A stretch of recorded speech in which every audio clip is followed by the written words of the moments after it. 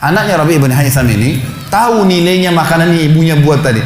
Diambil piring itu, ditutup pintunya, lalu dia kembali lagi. Kemudian dia bilang sama ayahnya, wahai ayahku, semoga Allah senantiasa menjaga Anda. Sebelum saya lanjutkan kisah teman-teman sekalian, saya sarankan juga bahwa teman-teman di sini yang sudah punya anak, biasakan selalu menggunakan doa antara suami istri dengan anak. Itu penting sekali. Karena kata Nabi SAW, jangan ucapkan kata-kata doa yang bisa berbau doa buruk buat kalian, diri kalian, keluarga kalian, dan harta kalian. Karena bisa saja malaikat lewat dan mengaminkannya. Kita harus selalu doa yang baik gitu kan. Jadi Rabi' bin Haytham membiasakan anaknya untuk dilatih berdoa yang baik. Jadi selalu kalau mau minta tolong, nak, semoga Allah menjagamu, ambilkan ayah ini. Nak, semoga begini, semoga Allah menjagamu, semoga Allah berikan kau rezeki, ambilkan ayah seperti ini. Jadi selalu diikuti dengan doa. Anaknya pun terbiasa mendoakan ayahnya. Dalam kondisi anaknya jengkel karena perilaku si orang gila tadi, dia kembali, dia masih sempat mengatakan, ayah, semoga Allah menjaga Anda. Tadi itu ayah yang minta-minta orang gila. Dia tidak mengerti nilainya makanan yang kita kasih. Kalau tadi Anda suruh saya ke dapur ngambil apa saja, roti lah, apalah, dia makan juga. Kenapa harus halwa yang ibu saya setengah mati buat, biayanya mahal, buatnya lama, gitu kan? Jadi anaknya butuh jawaban nih. Perhatikan apa jawabannya orang beriman kepada Allah dan tahu benar kata kunci bertambahnya rezeki justru dengan sedekah itu. Kata dia apa? Ya waladi illam yadri fallahu yadri. Baru dia baca ayat lan tanalu birra hatta tunfiqu mimma tuhibbun. Wahai anakku, kalau orang gila itu tidak tahu nilainya makanan yang kita kasih, nggak penting buat saya. Karena Allah tahu nilainya. Bukan dianya, tapi Allah tahu nilainya. Dan ingatlah firman Allah, kalian tidak akan mendapatkan, gitu kan? Kalian tidak akan mendapatkan balasan sempurna daripada sedekah kalian sampai kalian menginfakkan apa yang paling kalian cintai. Saya suka halwa itu, tapi disuruh kasih. Teman-teman sekalian, pelajaran luar biasa dari kisah ini. Pernah nggak kita berpikir berikan makan orang gila? Kadang-kadang subhanallah kita lihat orang gila ambil di sampah, kita biarin, nggak mau dilihat. Kalau kita nggak kasih makanan, dia siapa yang akan kasih makan? Dan Allah tetap menilai kita dan sesuai dengan niatnya. Innamal a'malu binniyat. Termasuk saya pernah jelaskan ke jamaah saya di pengajian. Kalau ada orang datang ke masjid kita ini sekarang bawa proposal, teman-teman sekalian. Nih, proposal, saya mau bangun masjid. Butuh bantuan 1 miliar. Kita nyumbang semua. Terkumpul 1 miliar. Sebulan kemudian kita tahu orang itu dusta. Rugi kah kita? Tidak rugi sama sekali. Kita akan dapatkan pahala bangun masjid walaupun masjidnya belum dibangun. Karena innamal a'malu binniyat, gitu kan? Allah akan kasih begitu. Siapa yang niat mengerjakan satu perbuatan, niat dalam hatinya, belum dikerjakan dapat 1 pahala, dikerjakan diberikan pahala 10 kali lipat sampai 700 kali lipat, kata Nabi SAW. Jadi jelas sekali, gitu kan? Bagaimana Rabi' bin Haytham mengajarkan kepada kita bersedekah, teman-teman, sampai pada orang gila pun dikasih, karena Allah akan menilai kebaikan itu. Bagaimana bisa kita tidak lakukan? Maka selesai kisah yang kedua. Kisah yang ketiga adalah muridnya mengatakan, wahai imam, apa nasihat anda untuk kami dalam masalah ibadah? Tentu yang jadi saksi bahasan tadi orang gila dikasih makan itu ya. Maka dia mengatakan waktu ditanya oleh muridnya apa nasihatnya dalam ibadah kami apa nasihatnya, sholat, puasa, apa nasihat anda? Maka beliau mengatakan, alaikum bil asrar, rahasiakan amal soleh kalian, jangan ceritakan sama siapapun, kerjakan tapi jangan ceritakan. Udah, Allah sudah utuskan ada malaikat yang catat semua kebaikan, tidak dibayar, tidak pernah tidur, lengkap semua data-datanya hari kiamat, semua dicatat. Rahasiakan amal soleh kalian, jangan ceritakan sama siapapun, jangan buka sama siapapun. Baik, lalu kejadian terakhir di rumahnya adalah teman-teman sekalian, waktu itu terdengar azan duhur, stroke setengah badan. Lalu Rabi' bin Haytham ini, saya sekalian berikan motivasi kepada teman-teman yang masih malas sholat di masjid. Rumah Allah harus didatangi teman-teman sekalian, fadilahnya sangat besar. Kata Nabi SAW, setiap orang ke masjid, setiap langkahnya mengangkat derajatnya 1 langkah, yang 1 langkah mengampuni dosanya. Setiap ke masjid dapat 1 istana di surga, dan pulang dari masjid 1 istana lagi. Hadis sahih semua menjelaskan masalah ini, gitu kan? Belum fadilah sholat berjamaahnya, belum terbangun ukhuwah, belum dan seterusnya. Belum lagi hadis Nabi SAW, siapa yang tidak kehilangan takbiratul ihram pertama imam selama 40 hari, dia akan akan diselamatkan dari sifat kemunafikan. Banyak fadilahnya. Rabi' bin Haytham rahimahullah stroke setengah badan, teman-teman sekalian. Lalu dia dengar azan duhur, dia kasih isyarat anaknya sudah tahu, suruh datang. Anaknya lalu menopang tubuhnya dia yang sebelah kanan, minta diantar ke masjid. Stroke setengah badan dan sudah sangat tua. Lalu muridnya bilang, saya lalu kemudian membantu menopang tubuhnya yang stroke. Dan demi Allah waktu kami membawanya ke masjid, kakinya yang stroke terseret di tanah. Lalu saya bisikin di tengah jalan, Imam, hai kiai, hai guru, Anda kan punya rukhsah, punya keringanan, sholat aja di rumah. Stroke, tua, susah gitu kan. Lebih baik sholat di rumah. Apa kata dia? Orang beriman tidak mengenal stroke kah, sakit keras kah, ibadah kepada Allah nggak terganggu nih. Kata dia, wahai muridku, aku mendengarkan dengan kupingku ini azan, hayya 'alas shalah, hayya 'alal falah, ayo salat, ayo mendapatkan kemenangan dari Allah, hanya melalui lisan muadzin saja. Karena semua muadzin sama mengucapkan, mau orang Afrika, mau orang Arab, mau orang Melayu, azannya sama, hayya 'alas shalah, hayya 'alal falah.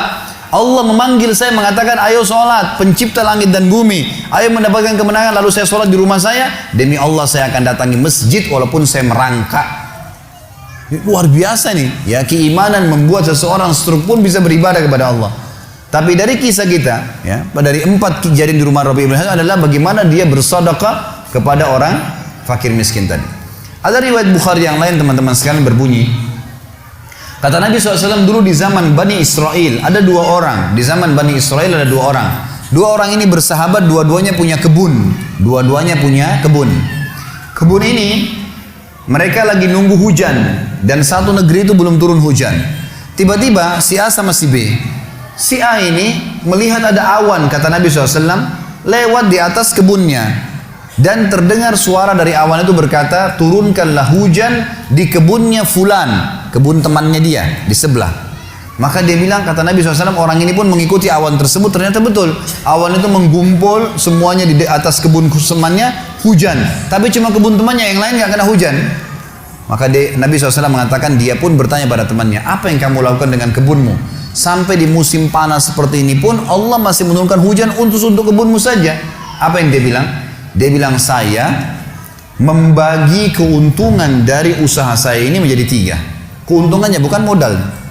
Sepertiganya saya infakkan di jalan Allah, langsung saya keluarkan. Sepertiganya lagi saya tambahkan ke modal. Sepertiganya lagi saya gunakan untuk keperluan keluarga saya. Jadi ternyata teman-teman sekalian, sedekah itu betul-betul sangat luar biasa. Membuka pintu rezeki. Jadi makin dikeluarkan, makin royal, makin datang. Saya sarankan teman-teman kalau bisa ikutin ceramah saya di YouTube, ada tentang Abdurrahman bin Auf, sahabat Nabi, serial sahabat. Kita sudah membahas 9 sahabat, Abu Bakar, Umar, Uthman, Ali, Talha, Zubair, kemudian Abdurrahman bin Auf, Talha bin Ubaidillah, terakhir itu Sa'id bin Zaid. Dan insya Allah hari Sabtu depan ini akan ada tablik akbar sahabat yang ke-10, Abu Ubaidah bin Jarrah. Abdurrahman bin Auf salah satu sifat ciri khasnya, semua sahabat suka bersedekah, tapi Abdurrahman ini luar biasa dalam sedekah, luar biasa. Beliau pernah kedatangan keuntungan 1 peti emas di satu malam, gak bisa tidur, gelisah. Istrinya tanya, kenapa Abdurrahman? Dia bilang, saya gak bisa tidur nih, belum pernah ada keuntungan sebesar ini. Kata istrinya, lalu apa keinginan? Dia bilang, saya ingin keluarkan jalan Allah, saya gak mau simpan di rumah saya malam ini. Ya, gak mau nabung. Kalau kita subhanallah baru untung 1 juta sudah antri sejam di bank, gitu kan. Ini nggak mau nabung, keluarin malam ini, sedekahin semua untuk fakir miskin. Gitu. Istrinya juga salehah, nggak seperti sebagian muslimah. Maaf, saya nggak singgung muslimah di belakang sana. Tapi ada orang begitu, suaminya dapat untung, sebelum disedekahin, sebelum kasih orang tuanya, sebentar dulu, jatah saya mana? Gitu. Ini enggak, istrinya mengatakan sedekahin. Ayo kita sama-sama. Dibungkuslah emas-emas itu, koin-koin emas, dirham emas itu, kemudian dibagiin, habis. Subhanallah, karena ikhlasnya mensedekahkan semua keuntungan malam itu, besok dalam riwayat saya dikatakan datang 2 peti keuntungan dengan produk yang sama. 2 peti emas dikeluarin sama Abdurrahman, 2 peti emas. Hari ketiga datang 3 peti keuntungan. Dikeluarkan hari keempat datang 4 peti. Begitu terus sampai Abdurrahman memiliki sebuah gudang penuh dengan emas. Waktu Abdurrahman radhiyallahu anhu meninggal dunia, waktu mau dibagi warisannya, itu emas-emasnya saking sudah ditumpuk-tumpuk sampai melengket satu sama yang lain. Waktu mau dipisahin, dibagi, itu harus pakai kampak. Dan yang mengkampak itu tangannya sampai memar, luka. Saking banyaknya. Selalu sedekah. Setiap hari beli 33 budak dibebasin. Setiap hari beli budak bebasin. Setiap hari datangkan 30 kafilah, ya 30 ekor unta untuk diparkir, ditaruh di tengah-tengah jalan, di tengah-tengah jalan Madinah. Lalu pegawainya berteriak, Abdurrahman membagi-bagi buat kalian, silakan, semua ambil kebutuhannya. Luar biasa gitu. Kita subhanallah kadang-kadang bersedekah, kalau orang datang itu pun masih perhitungan, gitu kan. Ini nggak sengaja cari orang yang butuh lalu dikasih. Maka lihat bagaimana mereka memahami tentang masalah sedekah ini teman-teman sekalian. Dalam hadisnya dikatakan sedekah tutfi'u ghadabur rahman. Sedekah itu bisa meredam murkanya Allah. Keluarin, jangan ragu dengan masalah sedekah itu. Karena itu kata kunci datangnya rezeki. Mari kita dengarkan ayatnya. Yang pertama adalah surah Al-Baqarah, surah nomor 2 ayat 254. Allah Subhanahu wa taala berfirman, Al-Baqarah 254, A'udzu billahi minasyaitonir rajim, ya ayyuhalladzina amanu, hai orang-orang yang telah beriman pada Allah, anfiku, keluarkan mimma razaqnakum, dari apa yang telah kami berikan untuk kalian rezeki, min qabli an ya'ti yaumun la bay'un fihi wala khullatun wala syafa'ah wal kafiruna humudz zalimun. Sebelum datang hari nanti kalian menyesal, nggak ada lagi hari transaksi, nggak ada lagi kasih sayang, tidak ada lagi pertolongan, hari kiamat.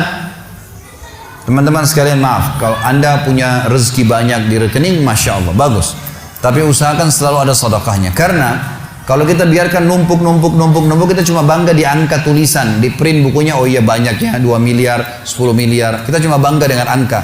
Apa yang mau dibanggain? Pada saat antum meninggal, kalau antum tidak sedekahkan teman-teman sekalian, tidak punya masjid yang dibangun, nggak punya kegiatan amal jariah, nggak pernah punya sesuatu buat dia infakkan sebenarnya, gitu kan? Maka pastikan orang seperti ini akan menyesal pada saat meninggal. Coba ya saya sedekahin dulu. Makanya kata Nabi SAW, hartamu yang sebenarnya, harta yang kau sedekahkan selama kau hidup, itu harta sebenarnya. Dan harta yang bukan sebenarnya yang kau habiskan beli makanan dan pakaian, habis semua. Yang kau sedekahin. Seorang ulama salaf dulu pernah ditanya, setiap dia dapat keuntungan selalu sedekahin, dapat keuntungan selalu sedekahin, selalu sedekahin. Dipakai untuk kebutuhan keluarganya, sisanya sedekah, nggak ditabung sama dia, dihabisin gitu. Maka pada saat ya ada teman-temannya kumpul di rumahnya lalu berkata, wahai fulan, apa kok nggak sayang hasil kerimatmu? Bukannya ditabung malah dikeluarin terus. Kok nggak sayang sama hartamu tuh? Kata dia apa? Justru saya sayang sama harta saya.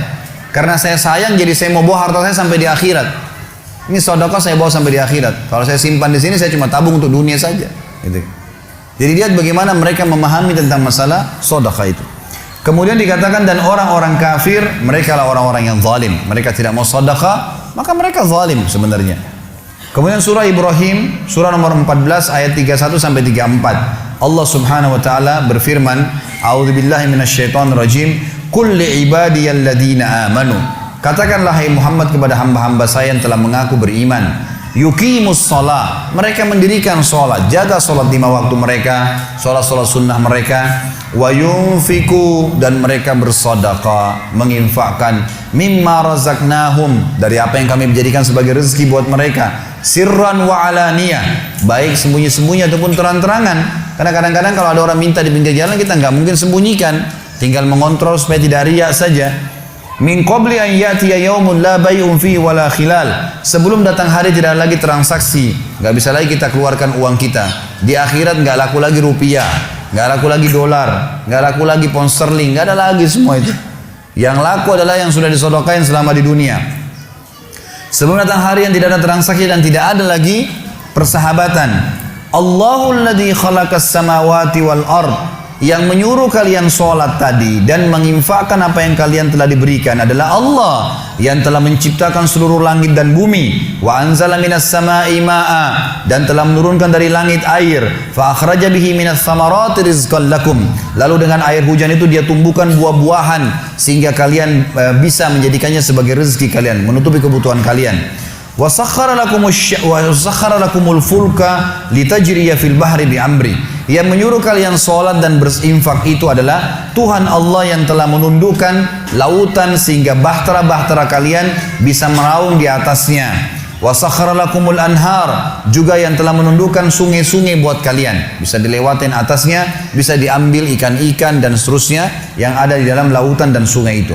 Wa sakhkhara lakumus syamsa wal qamara daibain, dan juga yang menyuruh kalian sholat dan menginfakkan harta kalian adalah yang telah membuat, yang menundukkan matahari dan bulan yang rutin terus menerus setiap pagi dan malam silih berganti untuk memenuhi kebutuhan kalian. Wa sakhara lakumul laila wan nahar, dan menundukkan juga buat kalian malam untuk istirahat dan siang untuk bekerja. Wa atakum min kulli ma sa'altumu, dan juga dia akan memberikan semua apa yang kalian minta kepadanya. Wa in ta'uddu ni'matallahi la tuhsuha. Kalau kalian ingin menghitung-hitung nikmat Allah maka kalian tidak akan mampu. Innal insana la zalumun kafar. Sesungguhnya manusia itu zalim, kafar, kufur, gitu kan? Dikatakan dalam sebuah hadis, kata Nabi SAW, manusia itu kufur. Kalau dia dikasih, ya, kalau Allah tahan rezekinya, maka dia terus menerus berdoa, terus menerus mengeluh, dan pada saat Allah kasih dia pelit untuk tidak keluarkan. Bagaimana bisa dia menganggap punya? Siapa di antara anda yang menganggap apa yang dia miliki sekarang punya dia? Mungkin kita semua mengatakan, oh ini rumah saya, ini mobil saya, ini punya saya, ini baju saya. Itu perkataan kita cuma simbolik di dunia. Buktinya pada saat kita meninggal, dibungkus dengan kain kafan. Semewah apapun mobil tidak bakal ikut ke liang lahat. Rumah tidak masuk liang lahat. Nggak ada ceritanya, kita masuk semua jadi warisan tuh. Itu buktinya, lahir tanpa pakaian, masuk kuburan juga dengan satu lembar pakaian. Gitu. Berarti bukan milik kita. Maka kesempatan kita memperbanyak amal sedekah kita, sehingga memang mendapatkan pahala yang besar. Dan sekali lagi bahasan kita, sedekah mendatangkan rezeki yang banyak. Kemudian yang ketiga, teman-teman sekalian, untuk menambah rezeki adalah fokus menikmati yang halal dan juga thayyib, dan meninggalkan yang haram. Halal artinya sesuatu yang Allah bolehkan, thayyib artinya berkualitas. Di dalam agama Islam kita disuruh nikmatin, teman-teman sekalian, disuruh nikmatin. Kita boleh punya rumah yang besar, kita boleh pakai baju yang bagus, kita boleh makan makanan yang bagus, malah itu dianjurkan. Tapi tidak boleh tabzir, nggak boleh berlebihan.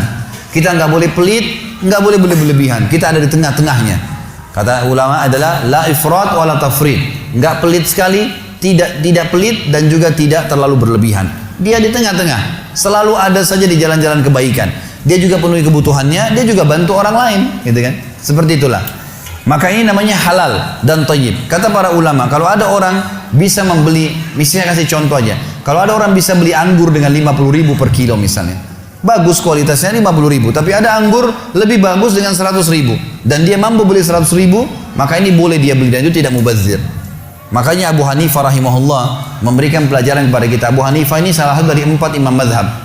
Ada Hanafiyah Abu Hanifah, ada Malikiyah Imam Malik, ada Syafi'iyah Imam Syafi'i, dan ada Imam Ahmad, ada mazhab Hanabilah. 4 ulama, 4 mazhab yang masyhur. 4 yang insya Allah dijadikan rujukan oleh ahli sunnah wal jamaah. Di sini teman-teman sekalian, Imam Abu Hanifah rahimahullah adalah seorang ulama besar dan faham sekali masalah ilmu-ilmu agama, dan beliau orang kaya raya, pedagang sutra terbesar di Irak pada saat itu.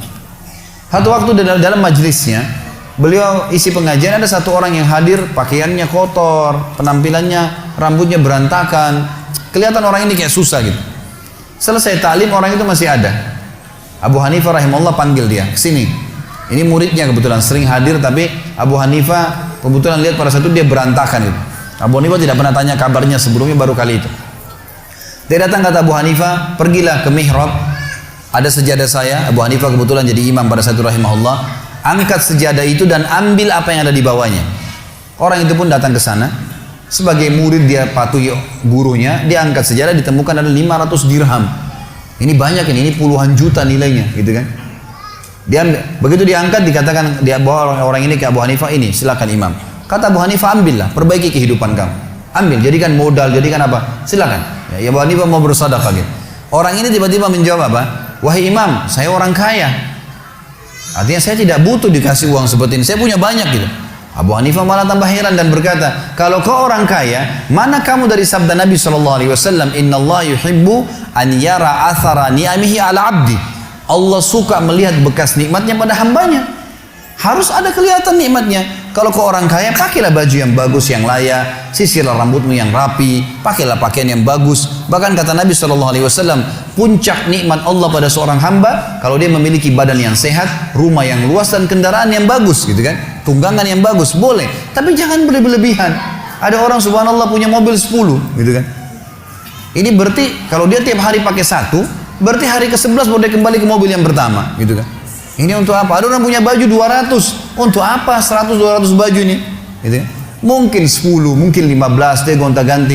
Ya akhi, kalau memang ya ukhti, kalau sudah bosan dengan bajunya, sebelum rusak bisa kita sedekahin, atau kita beli pakaian yang lebih bagus untuk kita sedekahin, itu sangat bagus. Gitu kan? Daripada kita tumbuk-tumbuk, punya 200 baju, berarti kita pakai hari ke 101 baru pakai baju yang pertama kembali.